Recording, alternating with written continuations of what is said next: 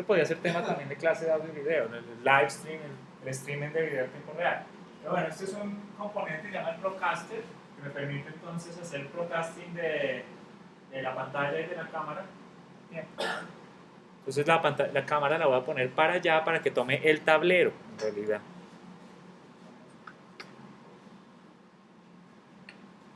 Dice Perfect Streaming, qué chimba.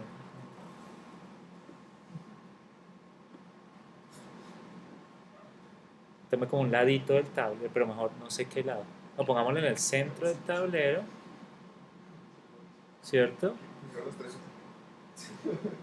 Trin. Y ya. Cerrar acá. Voy a revisar el audio, no a ver cómo está entrando. Entonces, que a veces queda horrible el audio. Entonces toca ver que no pique, que no genere picos aquí. Traen. Aló, aló, aló, aló. Y que no haya retroalimentación con los parlantes de acá, ¿no? Solo una entrada, porque después si vamos a revisar en lo que queda grabado en la página, entonces chocan las dos fuentes, la que sale de acá y la que entra por el micrófono, entonces empieza un eco así todo loco, con retraso y todo. Bien. Listo. Acá, entonces voy a apagar el video beam, como estoy grabando ya solo el tablero, entonces vamos a irnos por ahora solo al tablero. Uy, que es toda esa vaina, no he borrado esta parte del tablero.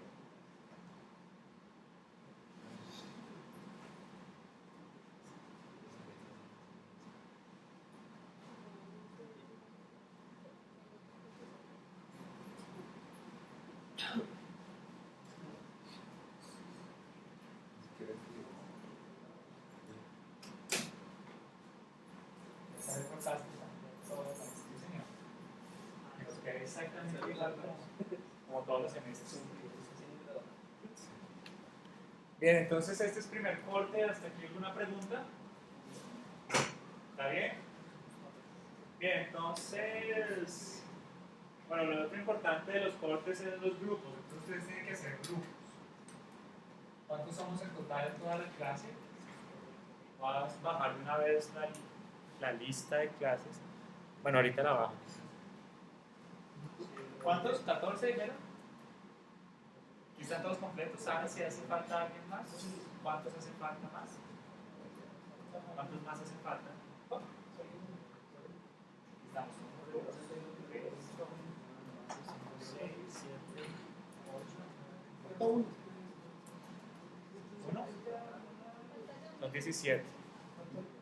16 más o menos de a 4 o 5, entonces grupos entre 4 a 5 personas, ¿cierto? Quiero que los hagan ya y suban en el aula virtual. Métanse de una vez al aula virtual, por favor, de audio y video. Aulas virtuales. Audio y video. Y la clave para entrar es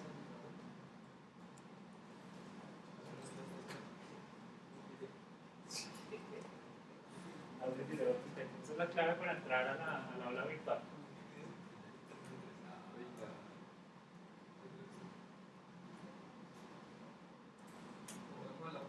Sí, entren, porfa. Y hay un espacio en el aula virtual. Creo que hay un espacio que dice grupo 1, pero no, pues no, hagan caso omiso de cuando dice grupo 1 2013, porque esa etiqueta va a ser para los dos grupos. Entonces, las mismas entregas y los mismos, pues porque cada grupo va a tener exactamente el mismo procedimiento.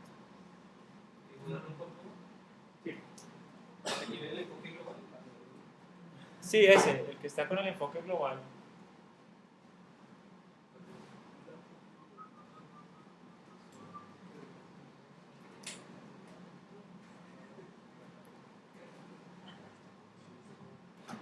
Bien, entonces ahí, grupos integrantes, eso, ahí en grupos integrantes, entonces me escriben en el aula de grupos integrantes, ya inmediatamente escríbanme los grupos y los integrantes, por favor. ¿Pero uno por grupo o todos? Uno por grupo, me escribe el nombre, uno de cada grupo, pónganse de acuerdo para que uno de cada grupo escriba el nombre de todos. ¿Ya?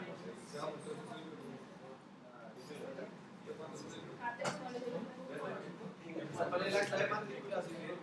Audio y video 33. ¿Cómo era la...? ¿A qué? Audio y video 33.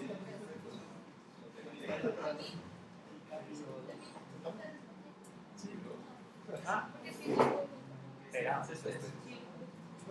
Estarás con problemas. Ah, pero si mis otros alumnos del primer grupo entraron con esa. Sí, entra. ¿Sí entra con audio y video 33? Sí. Porque algunos no. Uno mayúsculo, ¿Es en mayúscula todo? ¿no? No, minúsculo. ¿Será que los muchachos que faltan por venir? Espera entonces a los que faltan por venir. ¿Cuántos son? ¿2 a 3? Ah, ¿falta uno por venir? Sí, este es código. ¿Alguien podría coger a Dora? ¿Sí? Entonces hagan unos... Háganse los 3 y con los muchachos que faltan. ¿Sí? 5, 2, 7. Que vienen los 3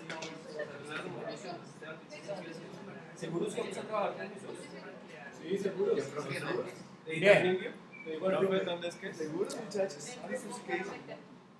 Ahí donde dice... Abajo. Decisión, ¿sí o qué? ¿Sí que dice Chucho? ¿Sí va a trabajar? ¿Como todos los semestres? ¿O siempre? ¿O ya cambió? Yo siempre trabajo. Voy a ponerles, voy a quitarle ese de grupo 1 y es audio y video 2003 en realidad.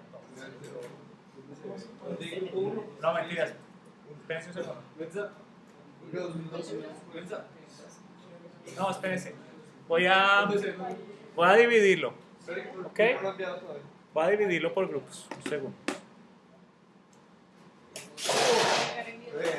Sí. ¿Sí? Ah, sí. Que es que me toca ver un segundo aquí la pantalla para dividir. Si voy a dividir los grupos, no los suban ahí en ese, voy a dividirles los grupos. Es decir, no. Es decir, el grupo 1 y el grupo 2 de las clases. Porque si no me vuelvo un 8 si me ponen en la misma etiqueta todo, después para corregir este NAS con el sistema.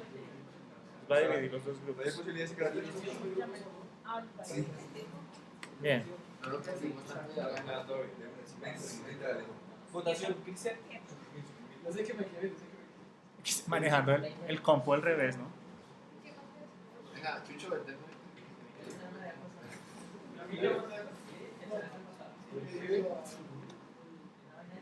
Bien, acá. Se nos trabaja. Se nos trabaja.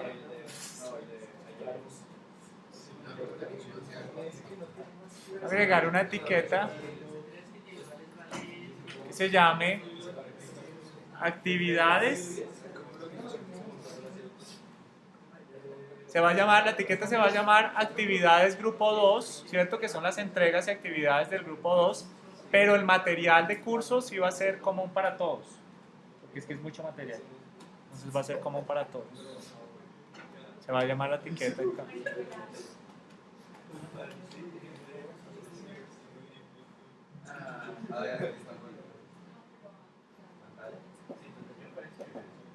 Actividades grupo 2, ok, aquí entonces les va a quedar, aquí sí va a agregar entonces la actividad de texto en línea, se va a llamar grupos e integrantes y vamos a decir escriba acá uno del grupo.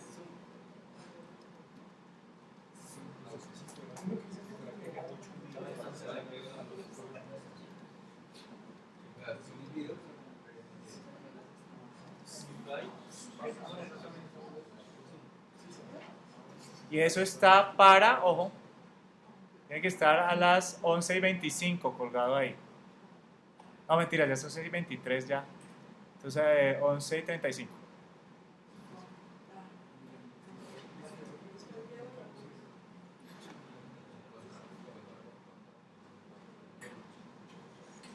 ¿Listo? Y de resto, entonces acá en audio y video grupo 1, vamos a editarlo.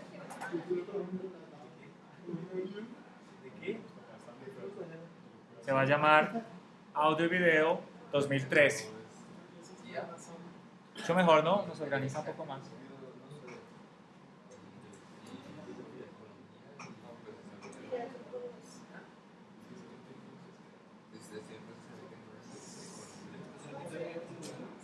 Bien, acá el grupo entonces va a tener un nuevo recurso, una nueva actividad que es una subida de un archivo, subir un solo archivo, vamos a subir un solo archivo acá que se va a llamar documento de propuesta, proyecto final, es decir, porque es que la propuesta como tal de proyecto final yo ya la recojo más tardar de noche, pero que van a hacer solamente el documento que explica, es el documento que explica lo siguiente.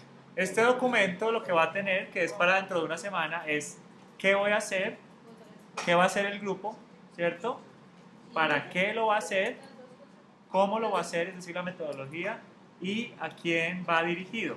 No, obviamente no es al profe, sino me refiero a qué público o grupo objetivo, ¿cierto? O grupo poblacional, ¿cierto? ¿A quién va dirigido? Esos serían los 3 puntos de ese documento que es para 8 días. Entonces que me toca organizarme sí o si no. Listo. Entonces acá. Listo, ya quedaron las dos cosas. Entonces grupos integrantes ya debe estar subido y documento de propuesta final dentro de 8 días, que ahí ya está explicado qué es lo que tiene. Ya les explico entonces con respecto a qué es lo que tiene el proyecto. Vamos a hacer entonces ahora sí en forma la clase en el tablero que quede grabada acá en el coso. ¿Una pregunta hasta acá? Me voy a cerrar aquí.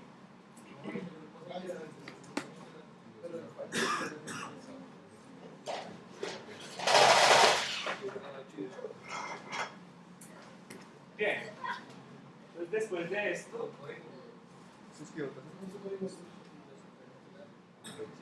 lo que vamos a hacer es explicar entonces con respecto al, es decir, el proyecto final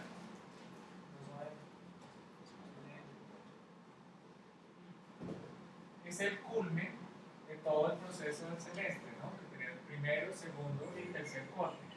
¿Sí? Todo va a ir dirigido hacia allá. Todo va a ir dirigido hacia allá. Entonces, para saber qué vamos a hacer en el proyecto final, es decir, para saber qué es lo que vamos a hacer, entonces voy a escribir aquí. Claro que creo que la cámara no se para, pero de pronto sigue. Ahora voy a escribir aquí.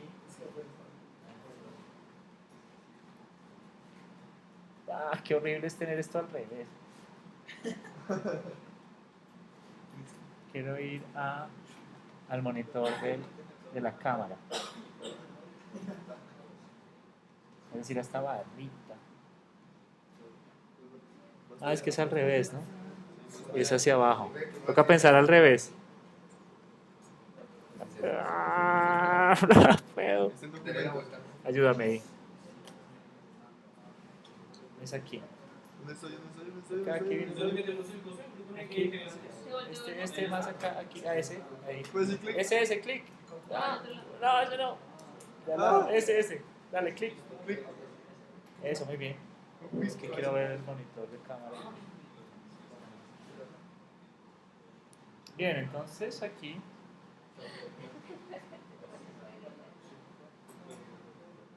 Estamos diciendo acá del proyecto final que se derivan esos 3 cortes, en esos 2 cortes.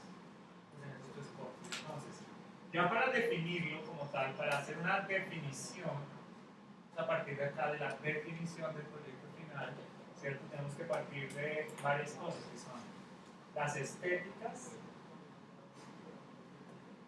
¿Qué tipo de estéticas vamos a trabajar? ¿Cierto? ¿Cuál sería el otro ítem? Las técnicas que vamos a usar. El siguiente ítem, los géneros, en los cuales nos vamos a enfocar en géneros. ¿Cierto? El siguiente ítem serían los formatos. ¿Cierto? Partimos básicamente de eso. Borrador.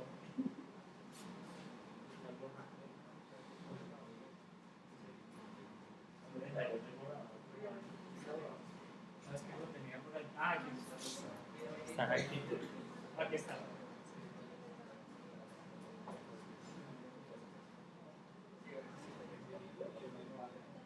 Bien. Entonces, en cuanto a estéticas, partamos de estéticas. En cuanto a estéticas, ¿de qué podríamos hablar en cuanto a referencias estéticas? Estéticas, digamos, estaba viendo ahora que hay como una diferencia marcada de los gustos estéticos, determinado por qué. Una determinación del gusto estético más importante sería la edad, ¿no? Los niños les gusta una estética que a los adolescentes otra, a los adultos otra y a los ancianos otra. ¿Cierto? 4 tipos de estética podríamos nombrar: infancia, adolescencia, juventud, adultez y vejez, ¿no? Sería como las etapas en donde a uno les gustan ciertas cosas distintas. Entonces, pero estamos nosotros en que en juventud, adolescencia o postadolescencia. Estamos en adolescencia, más o menos. ¿En qué rango de edades tenemos? De 20 a... como de 20 a 34, podría ser. De 20 a 31. De 20 a 22. De 20 a 22. Entonces, y el otro rango de delimitación de estéticas es el género. Por ejemplo, a los hombres les gustan unas cosas y a las mujeres otras totalmente distintas. Otra forma de dividir estéticas: las subculturas a las cuales pertenece cada uno, los equipos de fútbol que les gustan, las comidas que les gustan, los lugares del mundo que les gustan, ¿cierto? Eso determina muchas cosas.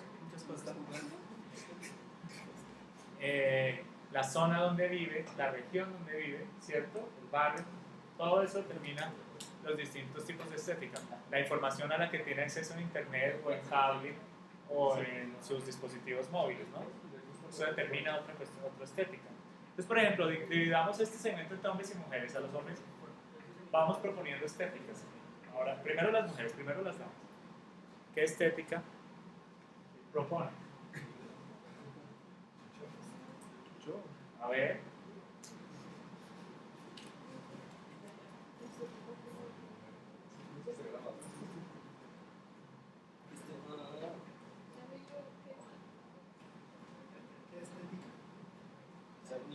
¿Qué estética? Son pequeños, cero pequeños. No, pero estoy hablando en serio. Estoy hablando en serio. Estoy hablando en términos académicos, meramente. Estoy hablando de estéticas. Pero niñas, a ver, una estética que les guste. Definamos qué es una estética, es que no se sabe qué pasa. Entonces, Wikipedia, estética, a ver. La estética, del griego estetos, estetoscopio, por ejemplo, de ahí viene la palabra estetoscopio, que es con lo que le oyen a uno el corazón. Podríamos hacer un vínculo, estetoscopio con estética, entonces tendrá algo que ver con el corazón, ¿cierto? Miremos la definición griega, la etimología de la palabra estética. Etimología de estética. Tiene sensación perceptiva, sensación, sensibilidad, relativo. ¿Qué más? Aesthetic. ¿Cuál es el origen griego de la palabra? Ica. ¿Cómo se divide etimológicamente? Aesthetic. Viene del Viene del griego, de las voces griegas. ¿Qué? Aesthetic. Ciencias de Qué pena, mi griego. Déjame ver, ¿tú viste una definición griega? Aquí está. Viene de las voces griegas. Aesthetic. Voces. Aesthetic sensación. Relativo a la sensación. Percepción, sensación, sensibilidad. Entonces tiene que ver, aquí la definición dice que tiene que ver con percepción, tiene que ver con sensación, tiene que ver con sensibilidad. ¿Qué más? Y la relatividad de todos estos valores. Relativas. ¿Y de qué depende esa relatividad? ¿De dónde más? De la cultura, básicamente. Es el estudio de lo bello, entre comillas, lo bello según la cultura, ¿cierto? El estudio de lo bello es según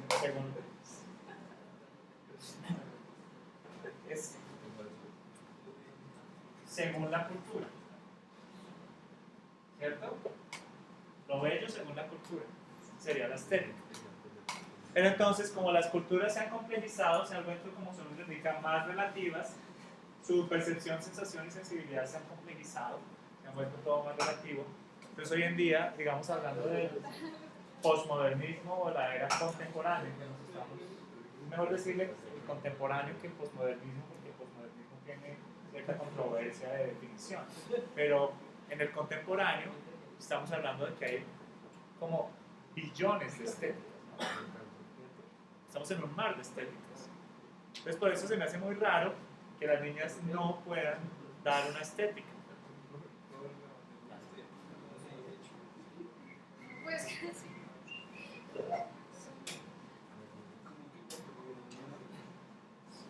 Como una paleta de colores.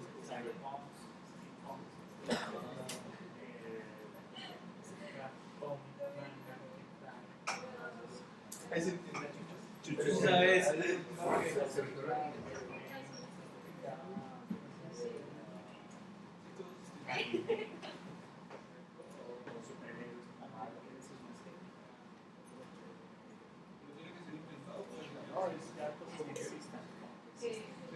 Una nomás, una estética contemporánea, femenina.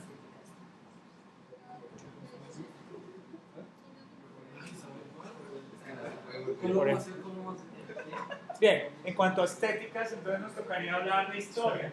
Me va a tocar volver a la historia, me va a tocar ir atrás a la historia, más bien. Historia. Tocó ir a la historia. Estamos muy mal en historia, de que en el colegio no vimos casi historia.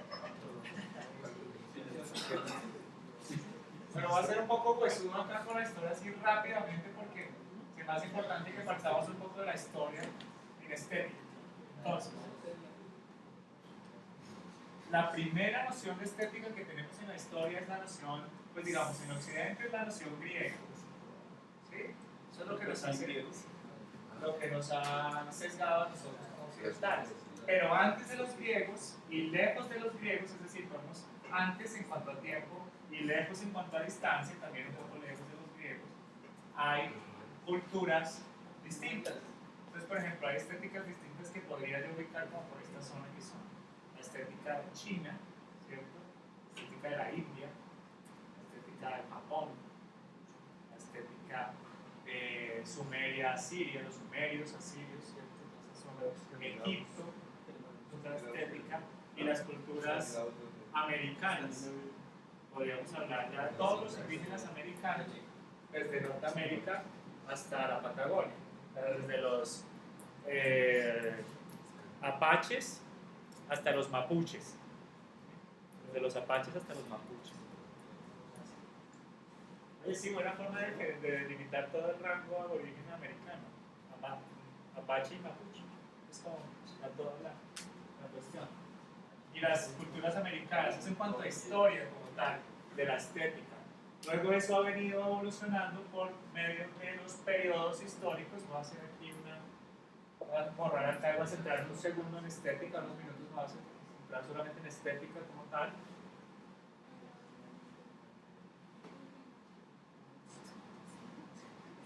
Entonces, en cuanto a estética tenemos culturas como tal, que a nosotros nos delimita la griega, pero podemos tomar también de estas que sería bueno. En muchos periodos del arte histórico fueron grandes porque los grandes artistas de ese periodo, aparte de lo que pasaba en su época, tomaban también cosas de estas. Como es el caso de Gauguin, de Paul Gauguin, no sé si me hablar de Paul Gauguin, el amigo de Van Gogh, que era roommate de Van Gogh, que era un gran pintor, Gauguin. Entonces, ¿alguien vio esa película Medianoche en París? Sí. En París, ¿se acuerdan de Woody Allen? Este man se fue y conoció a toda esta gente. Entonces conoció a Paul Gauguin, por ejemplo, que era el compañero de Van Gogh. Y Paul Gauguin tenía una estética, una influencia, por ejemplo, antillana, de unas islas donde él vivió, no me acuerdo dónde eran esas islas, Pues vive en unas islas, no sé si eran en el Caribe o más bien en Asia, pero donde había una cultura, sí, eran como era como la cultura de indonesio, neo-indonesio, ahí como por Pascua, por la zona de Hawái, Pascua, toda esa cultura, así que también cerca de Chile, eso se llama así, indonesio, indonesio americano, polinesio, eso era una isla polinesia. Entonces Gauguin vivía en una isla polinesia y tenía esa influencia, por ejemplo, polinésica, no solamente griega, sino polinésica, en este caso. Entonces, a partir de los griegos, que estamos hablando en este caso de, hagamos una línea de tiempo, sería bueno, se va a hacer una línea de tiempo aquí de estéticas, así rápidamente, un timeline. ¿Cómo son de importantes los timelines? Vamos a una línea de tiempo. Entonces, tenemos un primer periodo, estéticas, que podrían verse acá.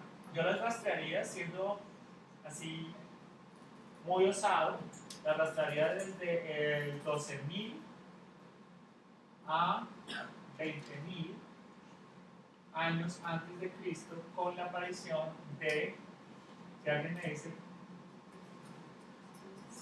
sobre acerca de la estética, que es lo que aparece en este año, no, las cuevas rupestres de Lascaux y Altamira, que son cuevas de arte rupestre. ¿Se acuerdan de las cuevas del arte rupestre? Esas cuevas así con búfalos y todo el arte rupestre de las cuevas.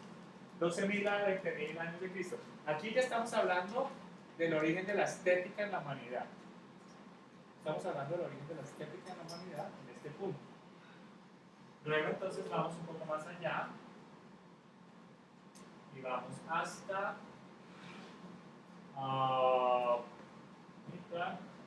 podemos saltar un poco hacia ya así 5.000 antes de Cristo, que sí son los sumerios y asirios, que es la primera cultura o civilización humana que existió. Antes de los sumerios asirios solo teníamos homo neandertalices y no sé, todas las homínidos y cosas así.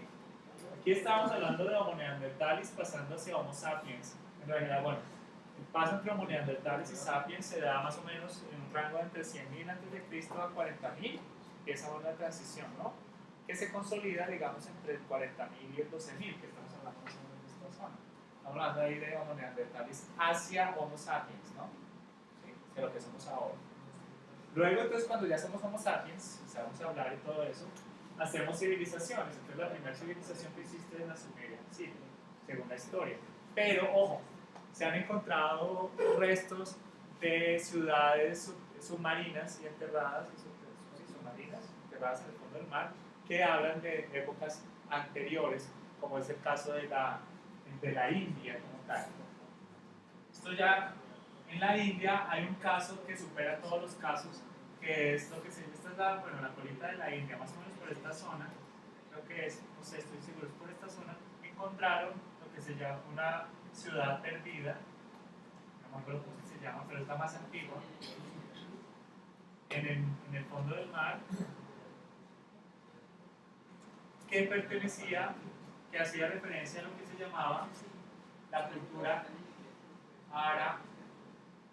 arapana de la India. Y entonces es muy, muy anterior a esta zona, casi que puede llegar por esta zona. Entonces estamos hablando acá de 9.000 años antes de Cristo. Entonces tenemos ese antecedente. Aquí tenemos otra estética, que es la estética de Sumeria, Siria, y no sé si han visto arte de Sumeria y de Siria. ¿Han visto algo de arte? Un poquito, sí. Es como esas cuestiones babilónicas y en Irán, en Irak. Sí, los sumerios. Y hace referencia a la cultura Anunnaki, que es toda esa teoría de la conspiración con respecto a los extraterrestres que poblaron los Anunnakis. Entonces, esa es una primera estética sumeria. Luego, más adelante, tenemos otra siguiente estética en el año 3150 a.C., que es muy importante, que otra estética surge ahí. Egipto. ¿Cierto? Toda la cultura egipcia. ¿Sí? Vamos acá. Y aquí sumerios tendríamos que hablar de 6500 es su origen en realidad, porque aquí es donde se consolida la civilización sumeria, pero su origen es 6500, y aquí en el 5000 tenemos a los fenicios, creo. Ya estamos hablando de fenicios, que son los maestros de la guerra, los originarios de la guerra y de la navegación, que se inventaron la guerra y la navegación. Gracias a los fenicios es que tenemos la guerra en la civilización. Luego entonces hablamos de Egipto. Sobra un poco hablar de Egipto porque pues es muy extenso. Y vamos un poco más acá. Bueno, el parangón en esta época con Egipto es la cultura americana, que es mayas, incas, aztecas, América. Mayas, incas, aztecas, todo eso. Eso pasa en América, en esta zona. Y acá, más adelante, perdón, aquí, estamos hablando ya de Grecia. Grecia antigua tiene su auge o su origen aproximadamente en el siglo VI antes de Cristo. Podemos estar hablando de eso. Bueno, hay un paso de los fenicios a los griegos, pero el esplendor, digamos, de lo que se entiende de la Grecia antigua es a partir del siglo III antes de Cristo, donde empieza la cultura socrática de Grecia.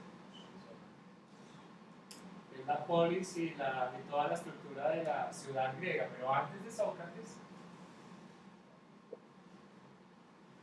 antecitos, tenemos un origen desde el siglo VI antes de Cristo, con los presocráticos y esas cosas, pero bueno. Y acá es donde estamos en Grecia. De aquí parte nuestra estética. Imagínense todo el background que tenemos antes para la estética. Es decir, en Occidente partimos desde acá. Hasta ahora estamos partiendo, en el siglo III de Cristo. Entonces, eso nos da aquí para saltar lo que llamamos el clasicismo. Este es el clásico, no es el clasicismo, este es el periodo clásico. La música clásica no es la música del siglo XIX, del clasicismo, que ese es el clasicismo, ¿no? Este es el clásico. Ahora sí saltamos, la vamos saltando, Edad Media, tenemos una estética en la Edad Media, que es la estética medieval, que ahora está tomando mucho interés con todo lo del Hobbit y los Señor de los Anillos, los celtas, ¿no? Los druidas, todo lo que tiene que ver con caballería, ¿no? Las historias de caballería, de caballeros medievales. Pues la Edad Media tiene su estética, la Edad Media, eso es una estética que puede... Entonces, por ejemplo, aquí surge una idea de estética, la estética Tolkien. Es una estética. Tolkien y Dungeons and Dragons y todo eso es una estética. Todo lo que son fans, los personajes de The Big Bang Theory, ¿no? Son fans a todo eso. Fans a una estética. Y surge en la Edad Media. ¿Sí ven cómo es importante hacer el rastreo histórico si no nos perdemos? Bien. Y Edad Media, eso es desde el 450 después de Cristo, que es la caída del Imperio Romano. Cae el imperio, segundo Imperio Romano, ¿cierto? O sea, el segundo periodo del Imperio Romano cae allí, pero se mantiene un Imperio Romano hasta el 1492, de hecho, casi con toda la cuestión de Bizancio, o sea, el otro imperio, el Imperio de Oriente del Romano, llega hasta 1492, así que casi que cae con el descubrimiento de América. Así que lo loco es que tenemos una Edad Media que a la vez tiene un Imperio Romano debajo hasta el Renacimiento. Es loco, ¿no? Entonces vamos aquí y saltamos a el año 1492, donde empieza supuestamente el Renacimiento,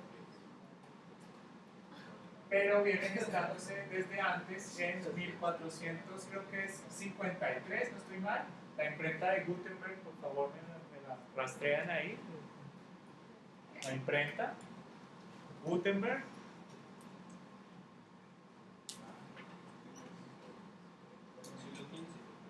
Sí, pero ¿qué año? 1399, 53. 51, me pasé por 3 años. Casi me pego, Gutenberg, la imprenta. ¿Cierto? Esto es importantísimo para nuestras estéticas. Luego Renacimiento, luego vamos a seguir aquí.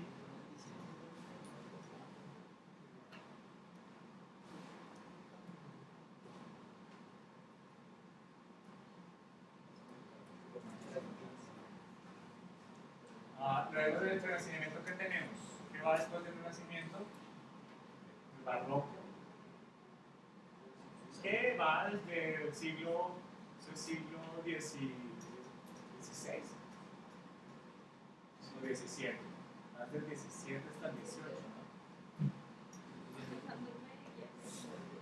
Hasta el 18.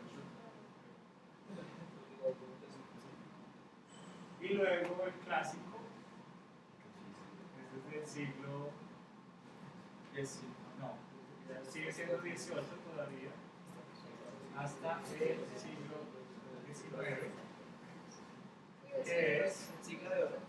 el romanticismo. El romanticismo es el siglo XIX,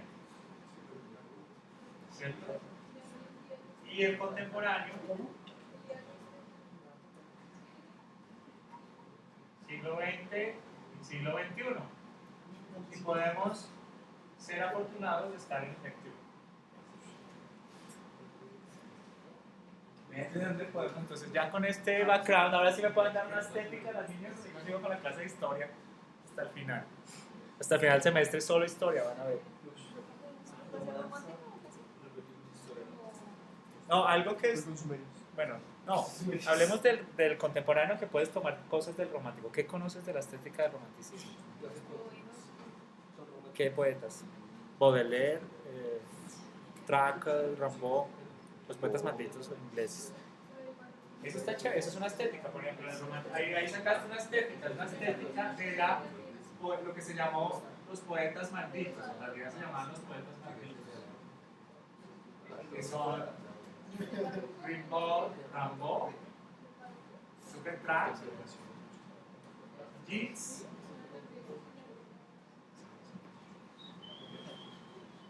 Lautréamont se podría poner ahí, Lautréamont y Baudelaire. ¿Sí?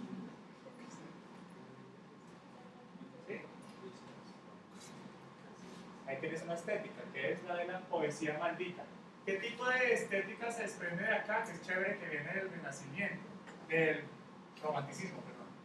Es la estética que hoy en día hacen multimillonarios a todos, que es Poe, Edgar Allan Poe, y que nos da, digamos ya hoy en contemporáneo, productos como que usan esa estética como Twilight o lo que se llama Lovecraft, la novela de Lovecraft, no sé si sale otro autor que se llama Lovecraft. La literatura de Lovecraft que se desprende toda la literatura de horror, digamos, un poco de horror de hoy en día, como lo de los vampiros, los hombres lobos, Van Helsing, ¿no? Las sirenas. Entonces, de esa mitología, la mitología de Lovecraft, por ejemplo, es una estética.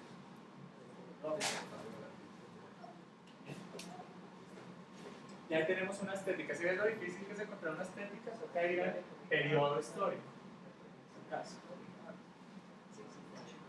Del clásico tenemos la estética Mozart, Farinelli, toda esa estética Farinelli, que es algo chistosa. Del barroco tenemos la estética de Johann Sebastian Bach, Lutero, la reforma protestante de Lutero, el arte barroco, rococó, que era súper exagerado, toda esa estética barroca. Y del contemporáneo, entonces tenemos ahí sí una complejidad enorme de estéticas. Entonces podemos detenernos un segundo a ver las estéticas del periodo contemporáneo como tal, dándola con calma.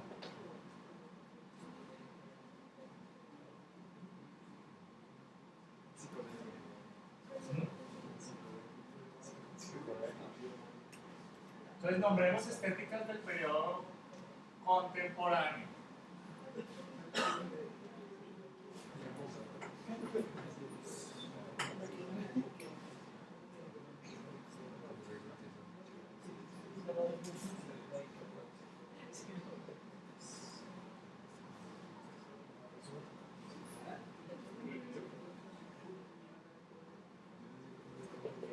Estéticas del periodo contemporáneo.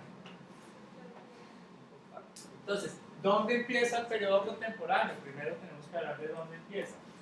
¿Dónde creen ustedes que empieza el periodo contemporáneo? Creo que eso es última década, bueno, siglo XX, exactamente empieza el periodo. Siglo XX, hablemos del siglo XX, siglo XXI. Ubiquémonos históricamente ahí. ¿Por qué estética nos hemos pasado? Entonces hablemos de 1900. ¿Qué estética viene gestándose de 1900? Bueno, estamos con la secuela de la revolución industrial, ¿no? Está empezando el modernismo, no el postmodernismo, sino el modernismo. Cuando dicen, es muy chistoso cuando la gente dice, usted tan moderno, ¿no? ¿Qué cosas tan modernas tiene, no? Está diciéndole que es de mediados del siglo XX, porque el modernismo es de mediados del siglo XX, no del contemporáneo. Ahora estamos en el postmodernismo, es decir, ahora hay que decirle, cuando uno quiere decirle, uy, qué aparato tan moderno el que tiene ahí, le dice más bien qué aparato tan mobile friendly, o sí, o intelligent design friendly, o responsive design. Es una cosa muy responsive design para entonces, estamos con la secuela de la revolución industrial, se está generando entonces nuevas estéticas mezcladas de la revolución industrial. Que ahí la que ustedes les han dado cachucha y cachucha a los profesores es la del steampunk, ¿no? A los de Maya y eso les encanta el steampunk. ¿Ustedes ya vieron cuántas animaciones 3D modelados, cuántas clases, cuántos semestres? ¿Un semestre? 2 semestres. Con Cristian, Dani y Carlos Rocha. Sí, ahorita hablamos del software como tal. Lo vamos aquí en estéticas por ahora. Entonces, revolución industrial se deriva del steampunk por el aspecto del vapor, toda la estética del vapor. Pero el punk, cuando le están hablando de punk, es porque hubo algo que hizo la ruptura y generó el punk, ¿no? Es por ejemplo el cyberpunk, pero también del punk como tal. Pero no hemos llegado allá en cuanto a cronología, entonces todavía no hemos pasado el punk. Pero miren que aquí hay una relación cronológica entre algo que está cercano a 1800 con algo que surge más o menos en los 50, ¿cierto? O en los 60 en realidad, un poco más allá. Entonces estamos en 1900, revolución industrial. ¿Qué más está pasando en 1900? Está surgiendo la estética de la arquitectura moderna. Arquitectura moderna. Los representantes de la arquitectura moderna son Le Corbusier, ¿cierto? Y hay uno muy importante que se llama Adolf Loos.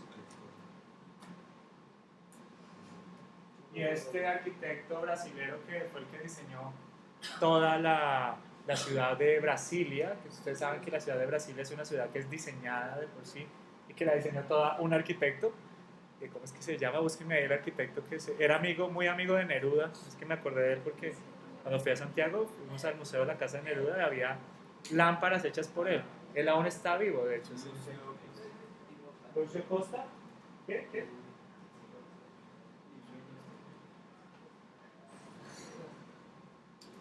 Y Oscar Niemeyer. ¿Niemeyer? Sí, salen esos dos. Lucio Costa y Oscar Niemeyer. Oscar, se escribe Niemeyer. Niemeyer. Con E. ¿Sí? Con E en vez de A. Con E en vez de A, Niemeyer. Niemeyer, de Oscar Niemeyer. Importantes. Entonces aquí surge la arquitectura moderna. ¿Y en qué se caracteriza la arquitectura moderna en diferencia con la arquitectura que venía antes? Tenemos que tener en cuenta qué arquitectura venía antes de la arquitectura moderna. ¿Cuál era la arquitectura del siglo XIX, por ejemplo? Victorianismo. Victorianismo franco-prusiano. Es decir, la reina Victoria en el Imperio Austrohúngaro. Es decir, Alemania en el finales del siglo XIX está ocupada por una cosa que se llama el Imperio Austrohúngaro, que es un imperio que abarca más o menos Viena, Polonia, Hungría y Alemania, ¿cierto? Que es cuando los germanos o los austrohúngaros en las guerras franco-prusianas, es decir, contra Francia, ocuparon casi toda esa parte de Europa y generaron el Imperio Austrohúngaro con la reina Victoria. Entonces todo el arte y toda la cultura tenía que ser acorde con lo que era la reina Victoria y el archiduque de Hungría, ¿no? Entonces tenían un gusto artístico terrible, era victoriano, era el rococó, las hebillas súper elaboradas, las lámparas llenas de, que no es una lámpara sino es un ángel, una escultura de un ángel de bronce, cosas así. Entonces, como los pensadores a principios del siglo XX estaban tratando de tumbar ese sistema político, cambiaron fue el arte de todo para que el sistema político ya no tuviera peso. Esa fue el único periodo en la historia de la humanidad donde un grupo de artistas y pensadores pudo tumbar un sistema político. Pero duraron como 50 años en esa labor. Pero tumbaron el imperio austrohúngaro, el victorianismo. Y a partir de la caída del imperio austrohúngaro empieza el modernismo en la humanidad. Entonces, lo que se caracteriza el modernismo es simplemente por ir depurando la estética y hacer lo que es recargado, ¿cierto? Como con el victorianismo y lo que es recargado lo va poniendo minimal. O sea, aquí surge el minimalismo un poco y el funcionalismo. Minimalismo y funcionalismo. Los dos son muy importantes entre sí, porque el funcionalismo lo que nos dice es que las cosas tienen un uso para lo que son hechas y no para decorar, que es en contraposición al victorianismo, que la silla era llena de flores por todos lados, talladas en la madera, todo eso. No, los arquitectos modernos decían, no, pues una silla es para sentarse, entonces empezaron con el art déco, ¿no? El art super minimal, solo el énfasis era en los colores, en las gamas cromáticas, y en lo mínimo y funcional de la forma, ¿no? No tanto en lo recargado de la forma. Entonces esto surge Le Corbusier, Mayer, Luz, todos ellos empiezan con la cultura moderna. Y entonces tenemos otra estética minimalista, estética funcionalista. Ya vamos entendiéndonos un poco más ahí con estéticas. Bien, sigamos adelante. Entonces, esto tiene un desarrollo a partir más o menos desde finales de los 30, digamos, hablamos del 38, ya casi es posguerra, ¿no? Y se va desarrollando casi hasta todavía en los 70 tenemos esta influencia de la arquitectura moderna. Ya a partir de los 80 para allá, como estamos hablando de que entra pues, la era digital, ¿no? Todo ese minimalismo se empezó a mezclar con la era digital. Entonces ahora ya la arquitectura no es minimalista ni funcionalista solamente, sino que es inteligente. Entonces tenemos edificios inteligentes. Pero eso es una consecuencia de ello. Entonces estamos acá, tenemos minimalismo y funcionalismo.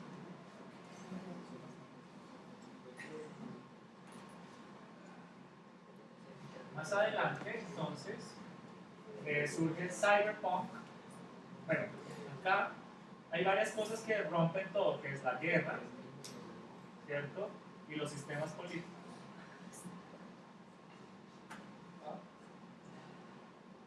Eso es lo que determina el cambio de estéticas y de pensamientos artísticos en la humanidad, la guerra y los sistemas políticos. Entonces, los cambios grandes en la historia del arte han sido por las guerras. Entonces, estaba hablando de la guerra franco-prusiana, que es la que puso el imperio austrohúngaro en Alemania. Esa es la guerra del siglo XVIII, del siglo XIX, finales del siglo XIX. La primera gran guerra, que era simplemente guerra entre alemanes y franceses por territorio y dominio. Luego viene la tensión todavía queda de esa guerra franco-prusiana, de ese periodo austrohúngaro, y viene la Primera Guerra Mundial, que es con el asesinato precisamente del archiduque de Hungría, del jefe del imperio austrohúngaro. Lo matan y entonces viene la Primera Guerra Mundial, donde lucha Hitler y todo ese tipo de cosas. Pero no hay un gran desarrollo, digamos, en la ciencia de la guerra como tal. Es todavía una guerra muy precaria.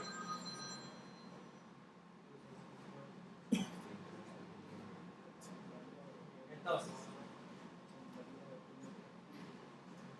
la Primera Guerra Mundial se caracteriza por ser el inicio de las guerras mundiales. Luego hay un periodo entre guerras desde Primera y Segunda, donde obviamente, como siempre, Europa queda vuelta a nada y entonces queda dañada en su actitud. ¿Aló?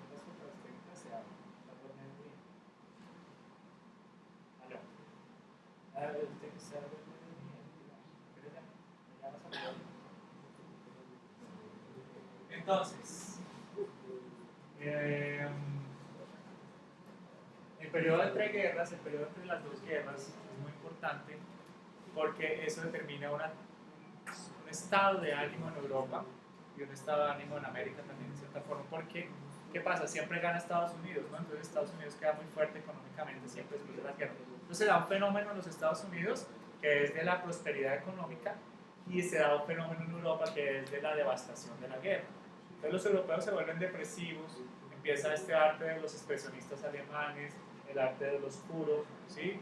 La plenitud de Goya. Ya Goya es un antecesor de todo, pero ya en el periodo entre guerras Goya es retomado, pero para ilustrar el drama de la guerra, mientras que Goya ilustraba el drama pues, de la Inquisición, en cierta forma. Entonces, este periodo entre guerras es importante porque entre la Primera y Segunda Guerra Mundial surgen ¿qué estéticas? Entonces, la estética del expresionismo es muy importante, el expresionismo alemán, ¿cierto? Y también viene surgiendo un poco el impresionismo, pues, o sea, son las dos corrientes. Expresionismo alemán que se divide en abstracto, expresionismo abstracto, ¿cierto? Y el expresionismo figurativo, que son figuras ya en realidad. Y los representantes del abstracto son Kandinsky, Vasily Kandinsky, el figurativo es Schill y Kokoschka.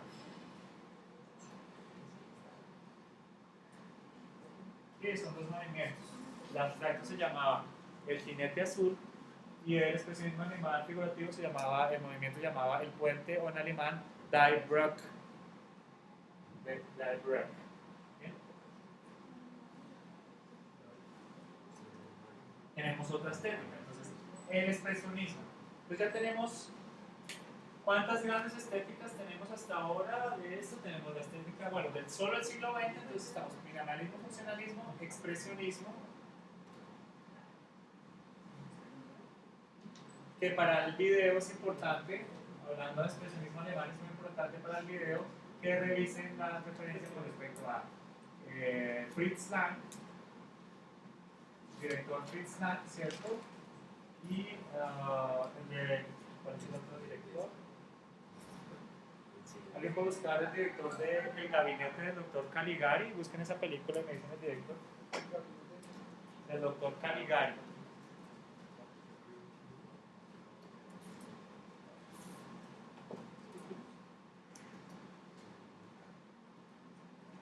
El doctor Caligari, ¿no? Robert, ¿cómo se escribe? Robert Vine, ¿sí?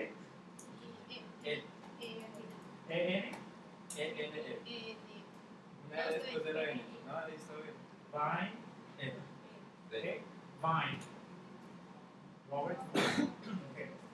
Esto en cuanto al cine. Hoy estamos hablando ya del cine. Entonces, importante en audio y video. Estamos hablando de los orígenes de las estéticas, pero tenemos que hablar del origen del cine, ¿no? Es decir, porque nosotros ya lo vamos a aplicar es al audiovisual. Entonces, el cine, bueno, los Lumière, Graham Bell, este man Edward J. Muybridge, ¿no? Todo ese tipo de cosas. Pues no es tan importante profundizar en ello. Entonces, aquí estamos hablando de cine expresionista alemán, que es otra estética importante, el expresionismo en el cine alemán. Y pictóricamente tenemos en Francia, esto es en Alemania, ¿no? Esto es Alemania. Esta parte es alemana, ¿cierto? Y la parte francesa, Francia, está desarrollando Francia el impresionismo, ¿cierto? El impresionismo. Entonces, al llegar aquí al impresionismo, llegamos a lo que es el siglo XX, porque del impresionismo se desprende, del surgimiento del impresionismo, se desprenden todas las teorías sobre la psicopercepción humana, sobre la percepción audiovisual humana, de cierta forma. Porque el impresionismo rompe con lo que era el Renacimiento y la figuración del Renacimiento, que era supremamente exacta y muy naturalista y realista, ¿no? Y lo que hace el impresionismo es que dice que no, que el ojo humano no ve de esa forma las cosas, el ojo humano lo ve con manchas de color, ¿cierto? Y con diferentes desenfoques, ¿no? El ojo humano, los impresionistas iban en contra de los renacentistas en el aspecto de que el renacentista no consideraba el desenfoque de profundidad. El renacentista pintaba igual el rostro en primer plano que el caballo en tercer plano, igual. Entonces los impresionistas empezaron a manejar percepción de luz, de color, ¿cierto? Y desenfoques por la distancia, desenfoque por la distancia. Entonces aquí ya en el impresionismo, bueno, los antecedentes del impresionismo es un man que se llama Ernst Mach, que generó una teoría filosófica que se llama el estructuralismo, ¿cierto? De Ernst Mach, estructuralismo. Y es que es un nombre tan jodido. Búsquenme ahí, Ernst Mach, me dicen la corriente que es que no lo sé pronunciar porque es súper complicado. Ernst Mach, la corriente de Ernst Mach, la que fundó él, se llama ¿sí vieron que es muy el empiriocriticismo? El empiriocriticismo, sí. Qué pena los nombres, pero es que así son.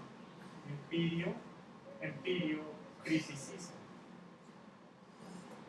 El empiriocriticismo. Entonces el Mach viene con el empiriocriticismo, los impresionistas vienen destruyendo todo el arte. ¿Qué dice Ernst Mach con el empiriocriticismo? Dice que él era un ingeniero aeronáutico, entonces gracias a Ernst Mach se deben las velocidades de los aviones y todas esas cosas. Obviamente en esa época no había ingeniería aeronáutica como tal, sino que era un precursor de ello, pero lo hacía por medio de los estudios de la óptica. Ernst Mach en realidad era un óptico, entonces él se dio cuenta que el ojo humano no percibía las cosas como creían desde el pasado, sino que el ojo humano percibía colores, luces, formas distintas, y su conocimiento visual se basaba en eso. Por eso escribió el empiriocriticismo, que quiere decir, empirio viene de conocimiento, ¿cierto? Y criticismo es digamos, la crítica del conocimiento. Crítica del conocimiento, es decir, él criticaba la forma como el ser humano conocía las cosas por medio de su percepción. Es decir, tumbaba las corrientes anteriores.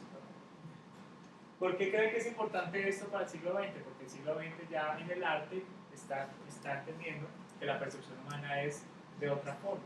Es decir, está explorando la percepción humana en sus expresiones artísticas. Ya no se conforma con el simple dibujo animado, sino que le canta el video experimental, ¿no? Cosas así experimentales todo el tiempo. Entonces eso surge a partir del empiriocriticismo. Entonces tenemos otra estética, la estética imperiocriticista.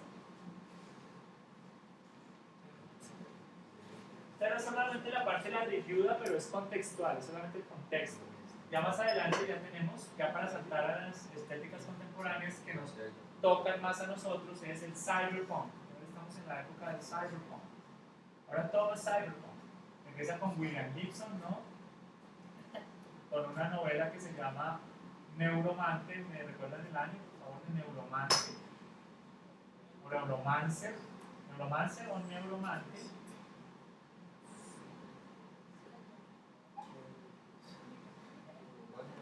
Neuromantes o Neuromancer. ¿Cuál? 84 ya tenemos. 84. Bueno, aquí hay un periodo muy interesante en la evolución de las estéticas del siglo XX que tiene que ver con este periodo de acá. Que esto sí es apasionante, esta parte de acá, que es desde la Segunda Guerra Mundial, el final de la Segunda Guerra Mundial, hasta el siglo XXI, casi. Tenemos esto. En el 84 es que se da aquí el cyberpunk, pero antes de eso tenemos esto. Antes del cyberpunk tenemos el periodo desde la Segunda Guerra Mundial hacia adelante. Entonces vamos a hablar de fechas. Acá estamos hablando del 45, porque antes de la guerra no hablamos de nada, porque durante la guerra que antes se puede hacer, todo el mundo está refugiándose, corriendo, tal. No hay arte, no hay producción artística, es pura muerte y persecución. Luego en las posguerras es donde empieza la gente toda porreada de vuelta a nada a pensar otra vez con respecto a su experiencia, lo que tuvo en la guerra. Entonces ya la gente empieza a volverse existencialista, depresiva, posmodernista, empiezan a ser como, no le empiezan a encontrar sentido a la vida, pues porque estuvieron en la guerra, muchos estuvieron en campos de concentración, cosas así, ¿cierto? Entonces estamos hablando del 45 para allá, que empieza la posguerra. Entonces, ¿qué tenemos en la posguerra? Y la posguerra de la Segunda Guerra Mundial es de los periodos más interesantes en la historia del siglo XX. Es surgimiento de varias cosas muy interesantes que son las computadoras, obviamente, pero obviamente que tienen un desarrollo casi desde el siglo XVII. No, si hacemos una historia de la computadora nos toca volver a China para 4000, pero no voy a hacer esa historia de la computadora porque eso les toca a ustedes investigarlo para el primer parcial. Entonces, el primer parcial, si los digo, es la historia de las computadoras. No, mentira, tampoco no les toca así. Acá. Pero entonces, el auge de la historia de las computadoras tiene su origen más o menos por esta zona entre el 45 y el siglo XXI, donde empiezan grandes cosas importantes para las computadoras, que son los megaservidores, ¿no? ¿Cómo se llaman los dos primeros servidores grandes que ocupan como una cuadra? Estos tienen un nombre. Son dos servidores, dos CPUs gigantes. ¿Ya? No, eso es muy anterior a la máquina. Ya busca los megaservidores de la historia de la computación, los primeros CPUs, primeras CPUs. No, después de la Pascalina, o sea, eso todo viene sí, todo eso, hasta Babbage, Turing, Hollerith, todo eso, pero no. Vamos más adelante. Habían unos megaservidores, que es que no recuerdo el nombre, son los... Yo hice un texto sobre eso, mucho, pero... Primeros ordenadores, justo los primeros ordenadores.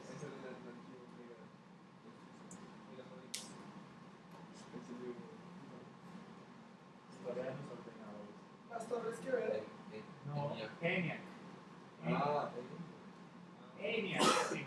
El ENIAC. ENIAC. ¿Escribe así? ENIAC. Entonces, el ENIAC, ¿que surge en qué año? 1945. ¿45? Sí, 1946. Wow, mira cómo voy pegado a la historia. 1945. Surge un pensador muy importante en el 45 que se llama Vannevar Bush. Vannevar con doble N, Vannevar Bush. Y no es de los Bush de George Bush, sino es un Bush que sí, una familia Bush chévere, que era inteligente. Vannevar Bush fue de las personas más importantes para la historia del siglo XX porque era de las mentes más brillantes, era como el Newton del siglo XX.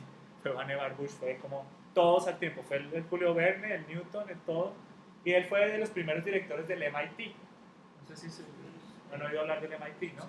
Fue de los primeros directores del MIT que en el año 45 escribió un artículo que sería chévere que todos leyéramos, y ese artículo cambió la historia de la estética del siglo XX y ya pasamos a una nueva era con el artículo de Vannevar Bush. Es decir, Vannevar Bush es como el 21 de diciembre de 2012 en Maya, pero para las computadoras. En él sí cambia la historia, pero fue en el 45. Entonces, ¿con qué artículo? ¿Cuál artículo de Vannevar Bush fue el que empezó esta cuestión? Se llama As We May Think, o en español, ¿cómo deberíamos pensar? Y lo publicó la revista Atlantic, una revista científica que se llamaba la revista Atlantic. Salió As We May Think, o cómo deberíamos pensar, ese artículo. Ese artículo cambia la historia porque él plantea, Vannevar Bush en el artículo, plantea una máquina virtual, es decir, él plantea una primera máquina que se llama el MEMEX. Él en el artículo dice me inventé una máquina que llaman Memex, pero no la creó, obviamente, es como Babbage. ¿Se acuerdan de las máquinas de Babbage? Que Babbage las creaba, que era el Differential Engine y el Analytical Engine, o sea, la máquina diferencial y la máquina analítica, que nunca se llegaron a construir por Babbage, sino que una de ellas la construyó el Instituto de Ciencias de Londres, alcanzó a construir una hace poco de Babbage. Pero el Memex como tal era un tipo de ese tipo de máquinas que nunca se construyó, pero la cultura de hoy en día de lo virtual está basada en el Memex. ¿Y qué quería decir? ¿Qué pasaba con el Memex? Era una máquina, era como una base de datos, ¿no? Que en un lugar tenía aquí un engranaje o un motor de búsqueda, podríamos llamarlo así, con un motor de búsqueda, que tenía toda la info de una persona, tenía toda la información de una persona en su base de datos, y acá tenía un motor, o en este caso tenía como una interfaz, un periférico de entrada,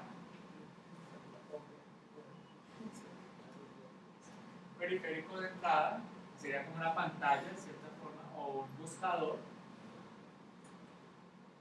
y aquí como un display, ¿cierto? Entonces lo que él planteaba en el Memex era que una persona iba buscando sus periféricos de entrada y había una base de datos que la máquina tenía y se las desplegaba al buscador, desplegaba la información que quería buscar, como en una especie de touchscreen, ¿no? En el 45 ya planteaba al principio el touchscreen, lo que estaba planteando acá, la touchscreen, en ese caso. Entonces esta máquina Memex cambió la historia de la computación. No solo la máquina, sino el artículo como tal. El artículo deberían leerlo, de hecho entra en el primer parcial, en las We Made Think, de preguntas específicas sobre este artículo. Entonces tenemos ENIAC y Memex. ENIAC como un servidor real, ¿cierto? Y Memex como una máquina virtual que no se construyó como tal en Memex, pero hoy en día las tabletas y todo lo que usamos es basado en el Memex, prácticamente es casi que basado en el Memex.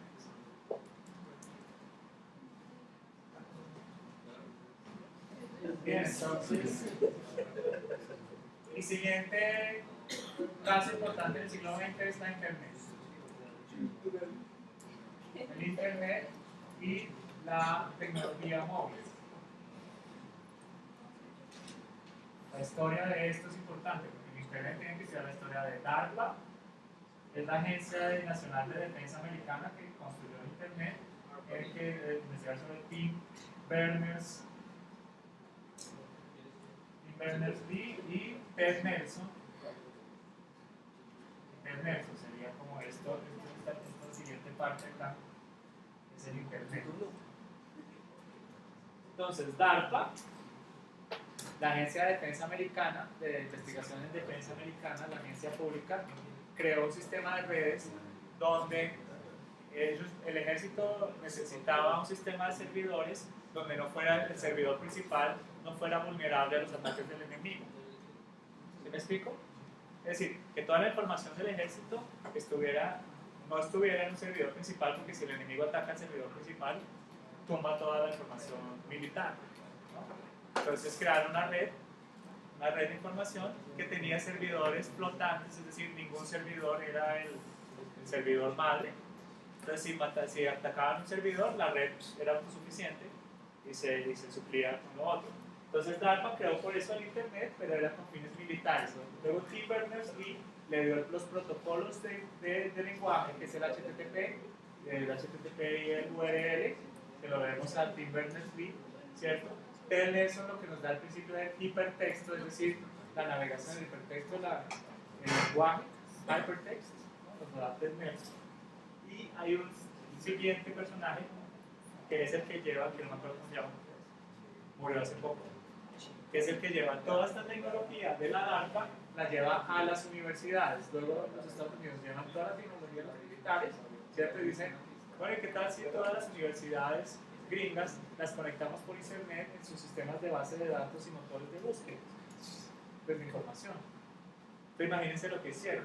Entonces ya todo el sistema académico y militar de los Estados Unidos está integrado en ese caso, y creo que quieren hacer lo mismo con todos los sistemas académicos del planeta, porque igual es apenas lo lógico.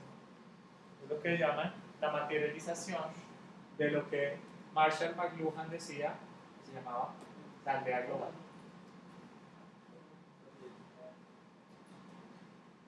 La aldea global. Entonces de aquí surge, ya aquí pasamos a 1984, donde imagínense la gente en 1984 cómo debe estar de frita ya. Es decir, ha pasado por dos guerras, ha pasado por la posguerra. Estados Unidos fue el gran ganador de las otras guerras, entonces quedó con mucho dinero en la época de los 50, donde se da la época de la plenitud gringa, donde tienen mucho dinero por los botines de guerra. Entonces es lo que da origen a la actual civilización estadounidense, que es, pues, no actual porque ahorita están en crisis, pero lo que era la civilización estadounidense del Dream Team, del American Dream, ¿no? Y el Baby Boomer, o sea, todas esas generaciones que se dieron a partir de eso. Entonces están dos guerras, la generación de la bonanza estadounidense, la caída de la bolsa en el 29, la caída de todas las estéticas, de todas las, ¿sí? El desarrollo de las computadoras así vertiginosamente. O sea, la gente de los del 84 está ya loca. Y entonces vienen esos pensadores con respecto al gran hermano, es decir, a la vigilancia estricta del gobierno, como George Orwell, ¿sí? Todo el concepto del gran hermano, y William Gibson. Entonces aquí tenemos otras cosas que parten la historia. Neuromancer, la novela de William Gibson, Neuromancer, ya les explico a dónde nos lleva todo esto, el pensamiento de George Orwell, y el pensamiento de una película que se llama 1984, precisamente, que es basada en lo de George Orwell, que desarrolla las ideas de Orwell con respecto a la hipervigilancia estadounidense. ¿Sí? Todo el concepto del gran hermano, las cámaras de seguridad, el monitoreo, que después del 9/11 cobró mucha más fuerza, ¿no? Porque ahí sí la empezaron a ejecutar en forma, ¿no? La hipervigilancia de los terroristas. Entonces se da una película que se llama 1984. Entonces tenemos estos tres articuladores de la historia: Orwell, la película 1984, película, y la novela. Esto es una novela.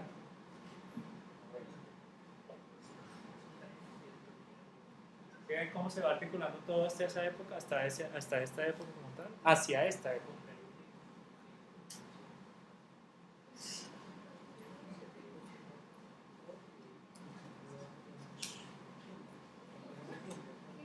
Entonces, con el origen del cyberpunk, lo que tenemos aquí son referencias como Matrix, como Blade Runner,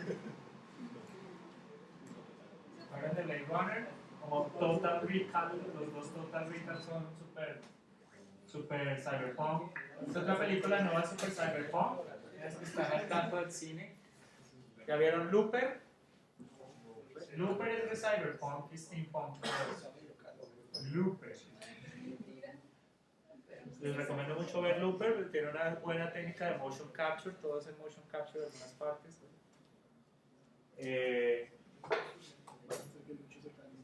Toda esa estética se desprende del cyberpunk. O sea, de William Gibson, de la novela Neuromancer, de esta novela, perdón, novela aquí, Neuromancer, se desprende lo que se llama cyberpunk. Bien, entonces, estos son los referencias de cyberpunk: Blade Runner, Matrix, Total Recall, Looper, Akira, ¿cierto? Akira, el anime, Ghost in the Shell. ¿Se acuerdan de Ghost in the Shell? Ghost in the Shell. ¿Qué más así referencias cyberpunk que sean súper buenas, que les encanten? Bueno, todo eso del cyberpunk, ¿cierto? Eso es otra estética. Terminator de cyberpunk, por ejemplo, toda esa estética, androides y Mass Effect, todo eso, los videojuegos ahora son muy cyberpunk, muchos videojuegos.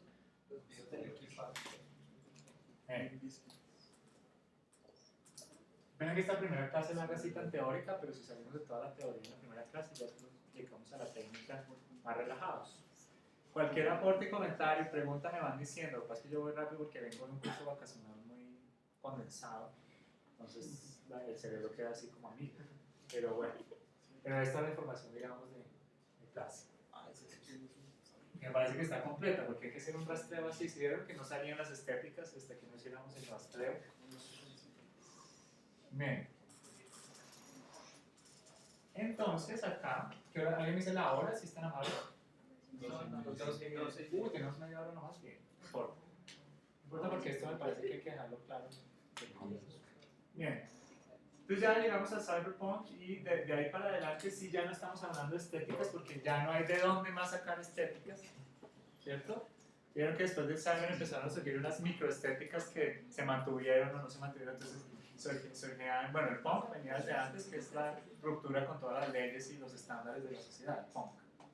Pero como tal, luego se vienen otras estéticas, microestéticas que se desprenden, que son algunas duran más que otras, pero ya no duran tanto como las anteriores. Es como el gótico, neogótico, el metal gore, o sea, hay como otras subestéticas, los metaleros, pero que tienen una serie de subdivisiones por todos lados. La cultura emo tenía otra serie de subdivisiones por todos lados, que iba hacia los candy, antes de emo y candy había los rollers y los skaters, que se diversificaban de los punks, ¿cierto? Entonces hacemos una mano de híbridos de toda especie. Entonces por eso nos preocupábamos de preguntar a las niñas que qué estética tenían ustedes, que qué estética ustedes tienen como tal en cuanto a su identidad actual. Creo que ya la hemos perdido, entonces ustedes han pasado por todas. Entonces en este caso estamos hablando de estética académica.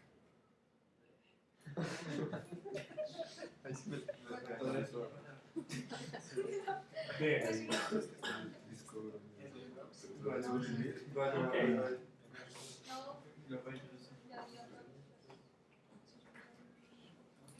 Bien, entonces voy a borrar acá.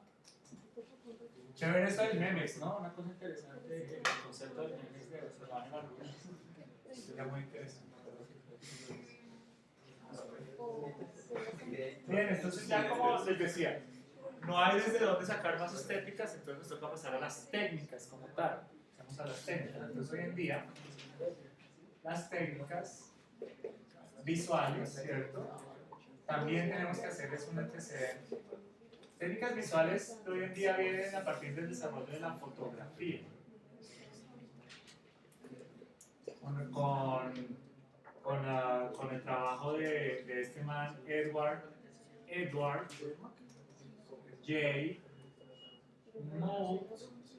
Muybridge. ¿Cierto? ¿Habían oído este nombre antes? Edward J. Muybridge. Hacía secuencias de fotografía. Que empezó con las secuencias fotográficas, es decir, este man como a finales del siglo XIX casi, se inventó un sistema que tomaba de fotografía en tiempo real, ¿no? Puso un caballo a correr y le puso varias cámaras separadas de cuánto espacio entre sí, como de 7, 6 pies entre sí, según el tiempo de obturación, ¿no? Tenía una fórmula entre la distancia que separaba la cámara y el tiempo de obturación. Entonces cuando pasaba el caballo, la secuencia de imágenes. Entonces gracias a Edward J. Muybridge tenemos las primeras secuencias de imágenes. Recuerden que el ojo humano, para entender que una cosa es video, que algo es video, tiene que tener cuánto mínimo de velocidad de cuadro. Para entender el ojo humano, para entender que algo es video, ¿cuánta mínima velocidad de cuadro tiene? No, para entender que es video, no que sea cine. Mentirme esa velocidad de cuadro. Mínima velocidad de cuadro que el ojo humano. ¿15? No, porque el internet tiene 12. Entonces 12 debe ser 5, 8. Busquen ahí mínima velocidad de cuadro que es. No, a ver, un resultado oficial. Pero mínimo, con mínima velocidad de cuadro que el ojo humano puede percibir.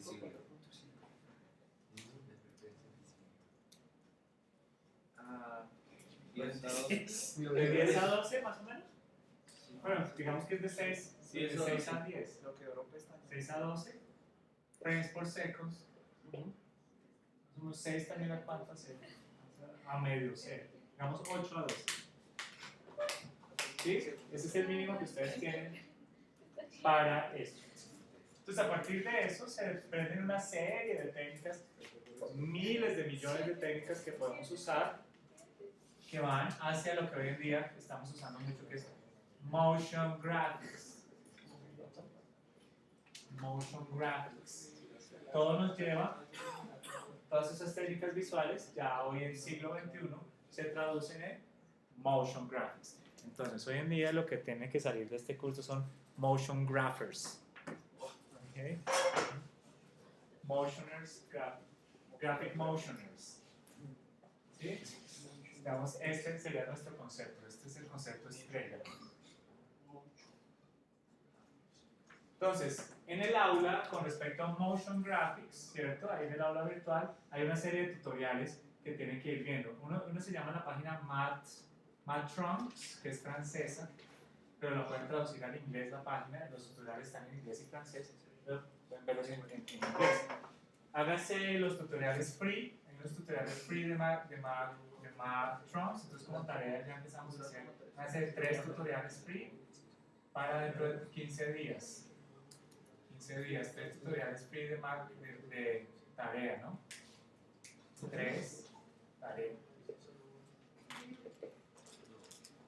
Tutoriales en 15 días free de Matrons. El segundo tutorial de Motion Graphics que tenemos es una cosa que se llama, es un link ahí que simplemente es de AETUTS, se llama la página, pero como etiqueta sale como importantísimos tutoriales. Así se llama el link, ¿no? Es para que entiendan dónde está el link. Importantísimos tutoriales de arte. Es una línea ahí que los manda a una página que se llama AETools. Hay otro que se llama Ayato Web. Creo que hay uno que se llama Visual Cow o algo así. Bueno, Videocopilot está ahí, ¿no? Videocopilot.net.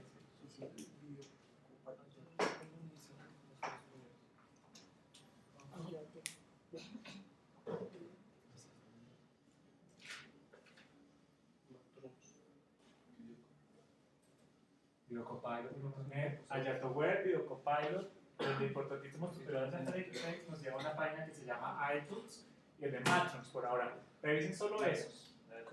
Solamente estas 4 páginas de tutoriales en cuanto a motion graphics como tal. ¿Sí? En cuanto a motion graphics, revísense esas nomás. Pero antes de esas técnicas visuales, entonces todo lo que nos lleva allá y que vamos a ir viéndolo con calma sería cutout. Vamos a ir viendo cutout, esas serían técnicas que pueden ustedes utilizar en sus proyectos finales. Entonces la idea, ¿por qué les estoy explicando todas las estéticas y las técnicas? Porque para la conceptualización de su proyecto final, la documentación tiene que sustentar qué estética voy a hacer, con qué técnicas o técnicas, ¿cierto? ¿Por qué? Entonces, tienen cutout, tienen stop motion, tenemos chroma, ¿cierto? Es otra técnica. Video vectorizado, que es como ese video pintado, ¿no? En caricaturesco, como de Scanners Darkly o Waking Lives. Video vectorizado.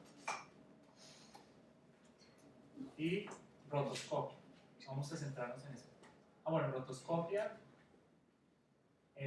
animación 2D y 3D, ¿cierto? Y por último, integración. Ya les explico entonces en qué va a consistir la integración. La integración ya sería con tecnologías un poco más avanzadas para integración como tal. Integración visual interactiva. ¿Listo? Bien, voy a dejar esto acá por ahora porque les va a dar la lista de software y también la voy a mencionar aquí en el tablero y la voy a subir al aula como un documento. Lista de software que vamos a usar. Entonces serían técnicas. Muy bien. ¿Qué? Muy bien.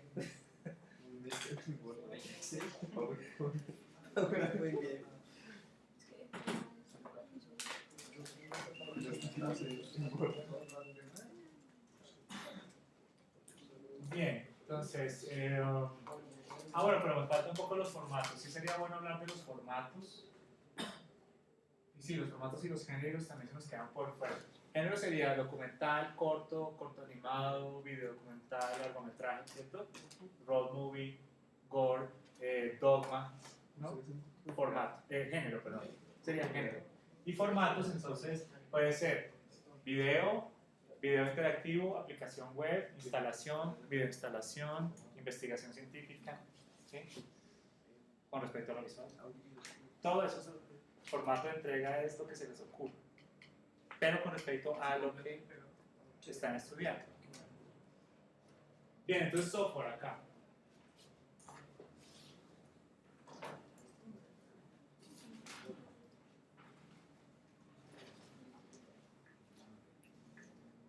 Lista de software.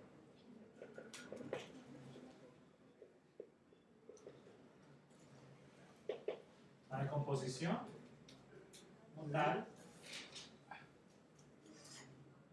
sería chévere audiovisual o visual en realidad, porque audio sería otra cosa. Composición visual sería la suite CS6 toda, ¿cierto? SketchUp, que es de una casa que se llama Trimble, entonces Trimble SketchUp, ¿cierto? Esto es para composición nomás. Poser, última versión, 2013 puede ser. Toon Boom, vamos a ver si podemos ver algo, o ustedes lo pueden tener y le van chapeando al Toon Boom y pueden hacer algo en el Toon Boom. Eso sería composición visual. Ah, bueno, y Photoshop. Ah, bueno, está en la suite, ¿no? Está en la suite. Pero en la suite, lo importante, las dos importantes de la suite en este caso, composición visual serían After y Photoshop. Básicamente. De resto usamos esto. Entonces, esto es composición visual. Entonces, software de composición visual, software de audio. ¿No me hizo software como Nuke? Pero no tenemos acá, no tenemos laboratorios Nuke y eso, estaciones. Y es súper bien. Pero Nuke, no sé dónde ven aquí como una clase. No hay curso de Nuke. La gente que he visto que usa Nuke lo hace en la casa por años y años. Quiero aprender Nuke por años y años. Sí, ahí usted solo. Sí, tengo una exalumna, la Tadeo, que solo lo está haciendo así. Es bien, me toca mucho estudio. Audio, entonces vamos a usar Garage. Eso es motion graphics y efectos y cosas súper brutales para los demás. Mixcraft para los de PC. FL Studio. Ah, yo les había dicho esto, ¿no? Perdón. FL Studio, FL Studio 10 y Nuendo 4.0 y Reason desde el 4 hasta el 6 pueden usar. Ah, bueno, y Audacity, pero eso lo vamos a usar acá. Y en postproducción, lo que usamos es, bueno, Final Cut HD y Adobe Premiere.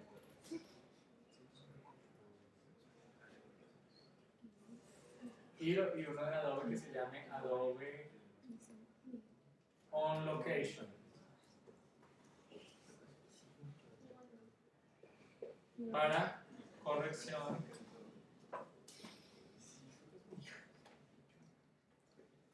para la corrección de color. ¿Sí? Esa sería la lista de software como tal. Y la integración es con Processing, pero Processing lo vamos a ver acá. Si ustedes quieren ir viendo Processing, entonces aquí sería una última familia que se llama integración. Sí, no es. Integración sería a partir de Processing, que lo bajan de la página de Processing, que es www.process con 2 5 acá, processing.org. Desde ahí lo descargamos y tiene la referencia a la literatura, pues, las librerías, la referencia al learning y el software que es totalmente gratis, de Process. Bien, eso es básicamente la clase. A ver si. Bueno, ¿qué para qué suena? Señor, Final Cut. señor. Final Cut. Final Cut, sí. Postproducción. Postproducción. Edición y postproducción, eso es edición y postproducción.